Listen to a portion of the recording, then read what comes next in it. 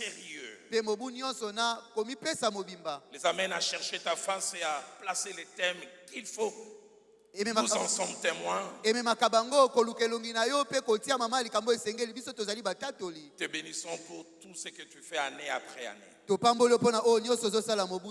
Et comme nous le sentons, le réalisons cette année et sera encore plus glorieuse que les autres. Merci pour cette première semaine. Et merci pour les deux autres qui vont suivre. Merci pour la parole que tu permets que nous puissions entendre en ces jours. Et ton serviteur et moi être des canaux fidèles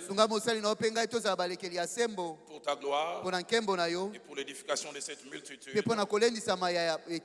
Au nom de Jésus, et nous disons Amen. Que Dieu soit béni. Sans plus tarder, je nous amène dans les Saintes Écritures. 3 lectures. La première très longue que je vais lire seul. Et les 2 autres que je vais lire avec Pasteur Christian.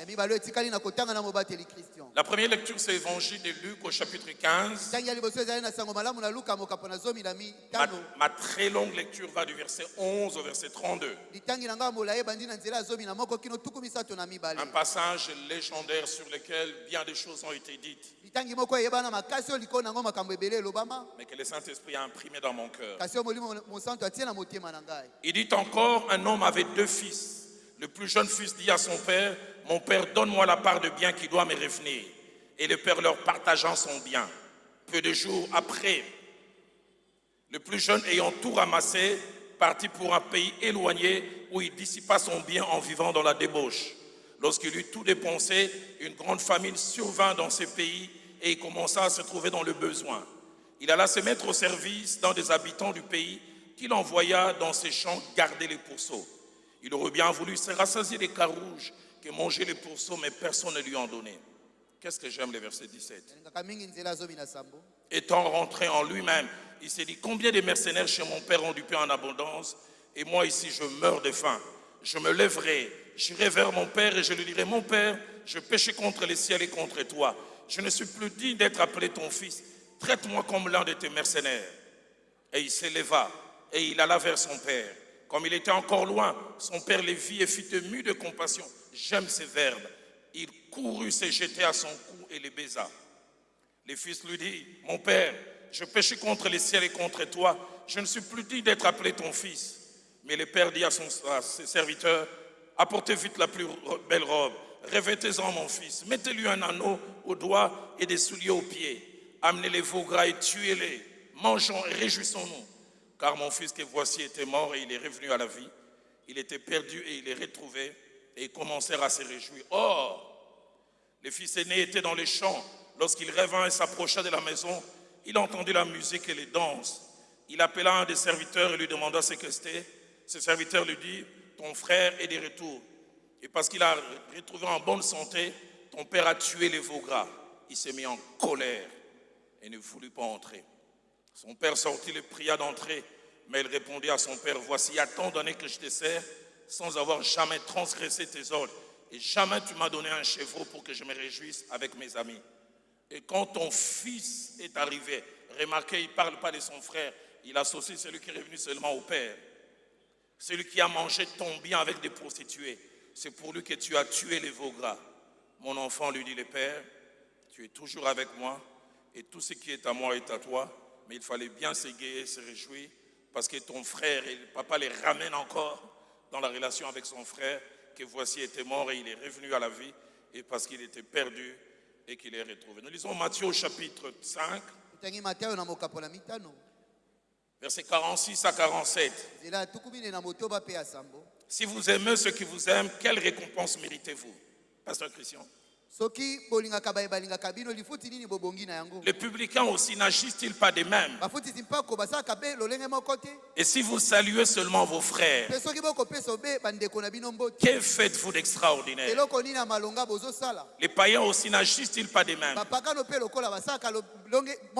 Terminons avec Psaume 61, le passage qui aura toute sa signification à la fin, à la conclusion. Verset 3e. Du bout de la terre, je crie à toi, le cœur abattu.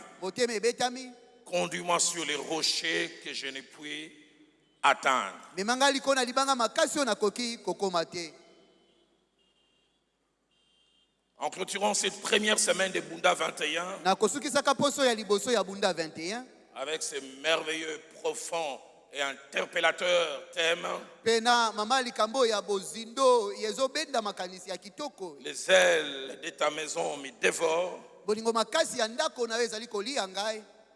Dieu a placé dans mon cœur un thème particulier. Nzamba atiaki na motema na ngai mama likambo moko ya bopeke. Je l'ai intitulé la face B de la parabole du fils perdu. Na pesa kiango moto ete elongi ya mibale ya lisese ya mwana wa bunga. Où l'enfant de Dieu est la gestion de l'offense. Tope mwana ya nzambe pe koyeba kobika soki batuki yo. La face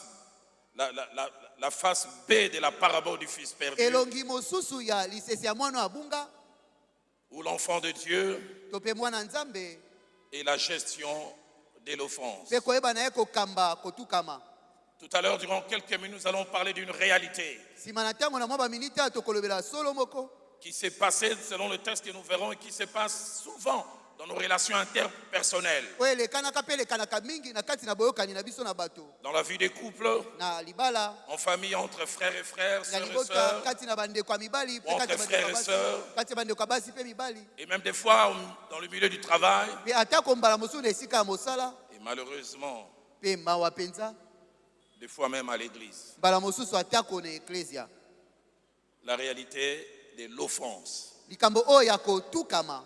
Avant d'entrer dans les vifs du sujet, Yambo na kokota na tondo ya liteya. je me faire ressortir 5 choses attachées à notre texte principal. Na kolinga kobimisa biloko mitano ekangami na litangi na biso ya Celui moboko. de Luc 15, du verset 11 au verset 32. Oya Luka bokapo na zomi na mitano nzela zomi na moko kino tuku misato na mibali. Premièrement, ces textes sous forme de paraboles. Ya liboso litangi ezali lokola lisese. Les mots parabole dans la Bible cachent deux sens. Premièrement, le sens littéral. Liloba o lisese na Biblia ebombi ba ndimbola bibale ya liboso lolenge elobameli. Littéralement, parabole cache 4 significations. Na lolenge elobameli ebombi ba ndimbola mine. La première, ça veut dire juste à position, mettre une chose au-dessus d'une autre. Ya liboso ezali komatanisa kotia eloko moko likona mosusu. Mais deuxièmement, parabole veut dire parallélisme. Ya bibale Mettre des ezali choses côte à côte. kotia eloko moko pene na mosusu. Troisièmement, parabole veut dire comparaison. Ya misato lisese likoloba kokokanisa. Mais dans la culture juive, quatrièmement, parabole veut dire aussi illustration. Essayer de parler d'une chose en utilisant d'autres formes. Kasi na epai na ba Yuda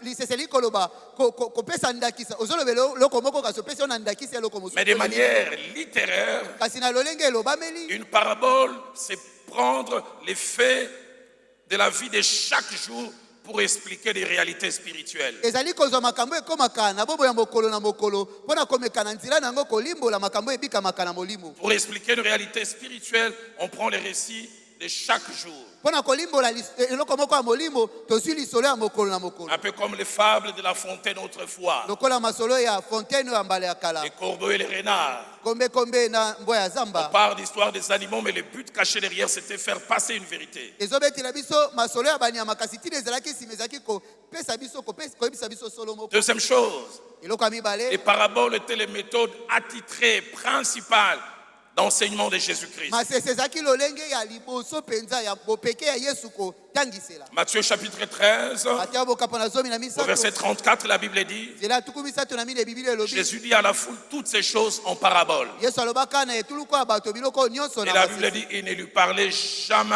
sans parabole. Pe Biblia elobi atikalaka kolobela na etuluku ya bato te na kozanga masese. C'était la méthode attitrée de Jésus. Ezalaka lolenge oyo bandaki kosala mingi. Jésus était un enseignant qui tenait tellement qu'il soit compris qu'il faisait tout pour se rabaisser. Yesu azalaka molakisi moko bandaki kosala nyonso po ete basosola ye. Azalaka na makoki ya kokita kino na se po ete basosole malamu. Mon pasteur, le feu Jacques-André Vernon l'a si bien dit. Mobateli na ngai kondo Jacques André Vernon alobango malamu La penza. spécialité de Jésus, c'était rendre les choses compliquées simples pour être compris. Kokubela Yesu ezalaka kokomisa makambo ya pasi ekoma pete po ete basosola ye malamu. Mais la spécialité des jeunes prédicateurs aujourd'hui, c'est de rendre les choses simples, compliquées pour paraître savants. Kasi bilenge bateyi ya lelo bango bakubela eza ko biloko ya pete bakomisa ngo makasi po ete bamona bango nde baza mayele. Troisième chose, Eloko ya misato. le plus souvent, Mingi. sans explication Kozanga ndimbola. et sans lumière, Soki pe pole il est ezali. quelquefois possible de ne pas saisir les vrais sens d'une parabole, mbala mosusu ekoki kosalama ete ososola te ndimbola ya solo ya lisese de rater sa vraie signification. ya kozanga ndimbola nango ya solo Nous le voyons au moins à 2 reprises. tokomona yango mokembala mibale Dans Jean chapitre 10,